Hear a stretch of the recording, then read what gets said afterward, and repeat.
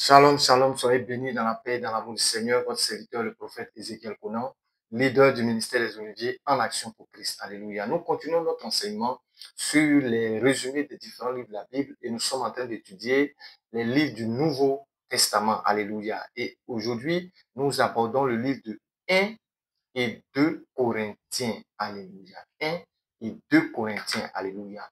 Qu'est-ce que nous pouvons dire sur ce livre? Corinthe la charnelle était le centre du péché dans l'Empire romain du temps de Paul. C'était la ville la plus importante de toute la Grèce. Sa richesse était fabuleuse. On y rencontrait toutes sortes d'immoralités. Alléluia. On y rencontrait toutes sortes d'immoralités. Environné de cette corruption, Paul a prêché l'évangile, fondé une église et écrit ses 2 épîtres. Les Corinthiens avaient envoyé une délégation avec une lettre. On trouve cela dans le chapitre 7, verset 1 et le chapitre 16, verset 17. Et la première épître aux Corinthiens est la réponse de Paul concernant les conditions dans cette église. Elle était charnelle et on y trouvait des divisions. Alléluia. Des divisions, alléluia, qui étaient occasionnées par une affaire de leadership. Alléluia. Certains se réclamaient de Paul, d'autres se réclamaient de Apollos, d'autres se réclamaient de Céphas et d'autres se réclamaient de Jésus-Christ. Alléluia. Et aujourd'hui, c'est ce que nous rencontrons, alléluia, dans nos églises. Lorsque je lis le livre de 1 et 2 Corinthiens, je vois l'église qui est dépeinte. Alléluia. C'est l'église que nous avons aujourd'hui. Aujourd'hui, dans nos églises, nos regards ne sont plus fixés sur le Seigneur Jésus-Christ, mais nos regards sont fixés sur les serviteurs de Dieu. Alléluia. À telle enseigne que lorsqu'on dit que tel serviteur doit prêcher, il y a des gens qui sont présents. Le jour qu'on dit telle personne doit prêcher, un autre serviteur de Dieu, il y a des gens qui ne viennent pas à l'église. Alléluia. Ils se sont déjà fait, alléluia, ils ont déjà pris leur position, alléluia, pour certains serviteurs. Et lorsque l'apôtre Paul l'explique, il dit, mais est-ce que Paul est mort pour vous? Non. Tous ces hommes que vous voyez sont des serviteurs par lesquels le Seigneur passe pour nous édifier. Alléluia. La seule personne vers qui nous devons porter les regards, c'est notre Seigneur Jésus-Christ et non vers les hommes de Dieu. C'est pourquoi aujourd'hui, beaucoup sont découragés, beaucoup sont déçus dans nos églises parce que lorsqu'ils vont à l'église, leurs regards ne sont pas fixés sur le Seigneur Jésus-Christ, le sauveur personnel de l'humanité, mais leurs regards sont fixés vers les serviteurs de Dieu. À telle enseigne que le jour que le pasteur principal n'est pas là, l'église est vide. Alléluia. Où est votre foi? Est-ce que votre foi est placée dans les hommes ou bien est-ce que votre foi est placée en notre Seigneur Jésus-Christ? Même les disciples, lorsque le Seigneur Jésus est monté, ils sont allés dans la chambre haute pour aller prier, pour rechercher la promesse que le Seigneur Jésus avait dite. Ils pouvaient se dire, bon, comme le Seigneur Jésus est parti, on va s'arrêter, on va plus continuer la mission. Non. Ils sont allés prier pour chercher la promesse. Alléluia. Nous allons à l'église pour rechercher notre Seigneur Jésus-Christ, nous rapprocher encore plus de lui. Parce que Dieu a mis des serviteurs, des apôtres, des prophètes, alléluia, des pasteurs, des évangélistes pour le perfectionnement des saints. Alléluia. En vue de l'œuvre du ministère, nous avons une mission tous, oui, alléluia, à accomplir lorsque nous sommes appelés. Mais toutes ces choses, c'est pour parfaire les saints, les préparer au retour de notre Seigneur Jésus-Christ. Ce n'est pas à nous de prendre la place de notre Seigneur Jésus-Christ. Et ces choses apportent quoi? La division au sein de l'Église. C'est de ça que l'apôtre Paul parlait. Alléluia. Elle était charnelle et on y trouvait des divisions. Des chrétiens traduisaient en justice d'autres chrétiens. Alléluia. C'est ce qui se passe aujourd'hui. Des chrétiens traduisaient en justice d'autres chrétiens. C'est-à-dire qu'ils prenaient des affaires de l'Église pour aller les régler chez les païens. Alléluia. Comme si on ne pouvait pas régler ces affaires au sein de l'Église. Alléluia. Nous partons confier ces choses aux païens. La Bible dit que nous sommes la lumière du monde.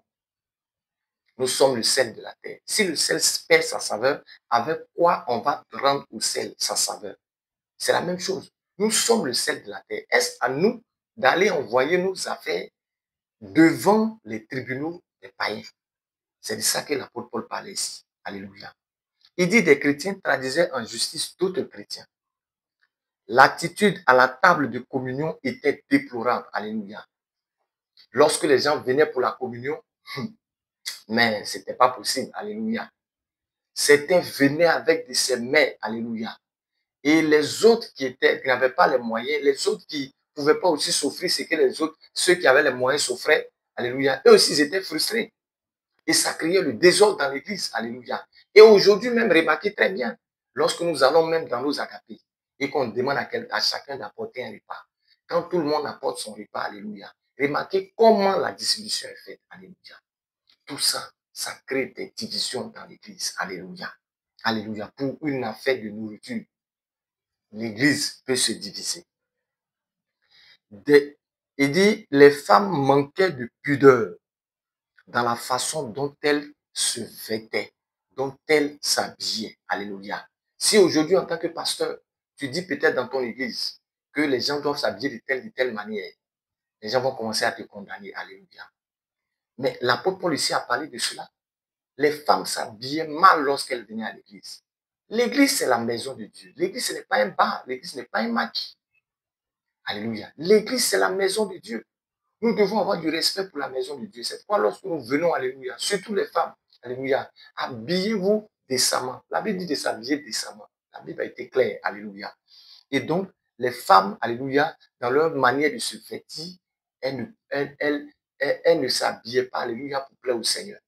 Et aujourd'hui, on retrouve cette image dans nos églises aujourd'hui, alléluia, où certaines femmes, lorsqu'elles arrivent à l'église, tu as l'impression que l'église est devenue un centre de mannequinat, où chacun vient pour démontrer à l'autre que je sais m'habiller que toi, alléluia. On ne vient plus pour chercher le Seigneur, on vient pour la mode, on vient pour pouvoir montrer nos vêtements, montrer ce que nous avons porté, alléluia. C'est de ça que l'apôtre Paul parlait.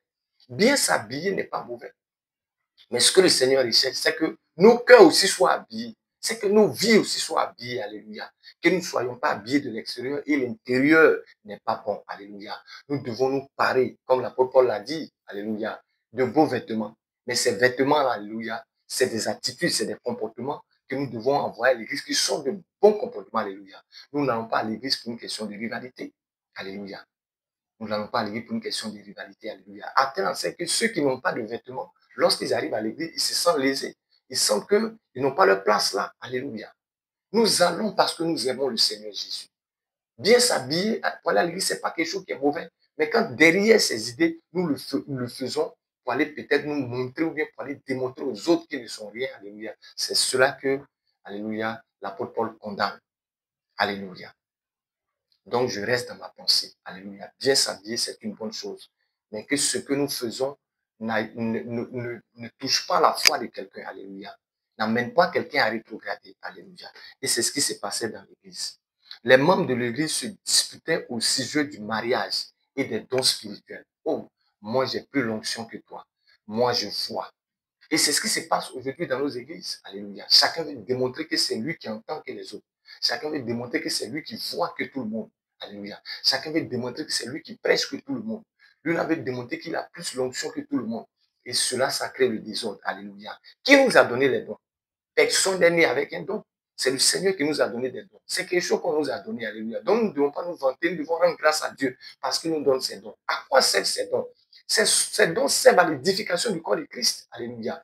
Pour que chacun soit édifié.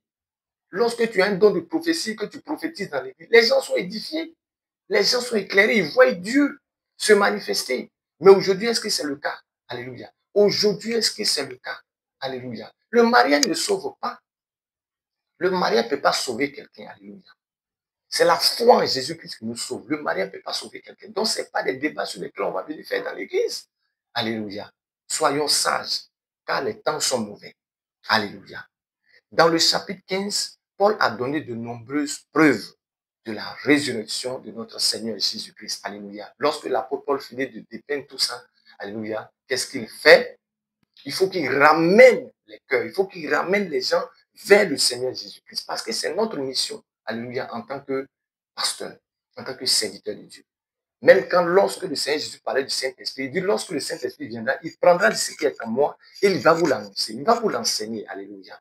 C'est ce que nous avons reçu du Seigneur Jésus que nous devons enseigner. Comme pouvait le dire Jean-Baptiste, il faut que je diminue et que le Seigneur puisse croître. Alléluia. Que le Seigneur puisse croître au travers de notre vie. Ce n'est pas à nous de croître pour que le Seigneur diminue. C'est le Seigneur qui doit croître et nous devons diminuer. Alléluia.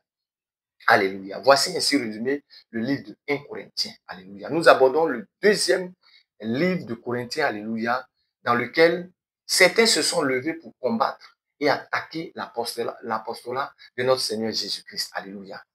Dans la deuxième épître aux Corinthiens, Paul a exprimé sa joie concernant les bonnes nouvelles ayant fait suite à sa première lettre. Alléluia. Parce que lorsqu'il a envoyé la lettre, il a reçu les bonnes nouvelles.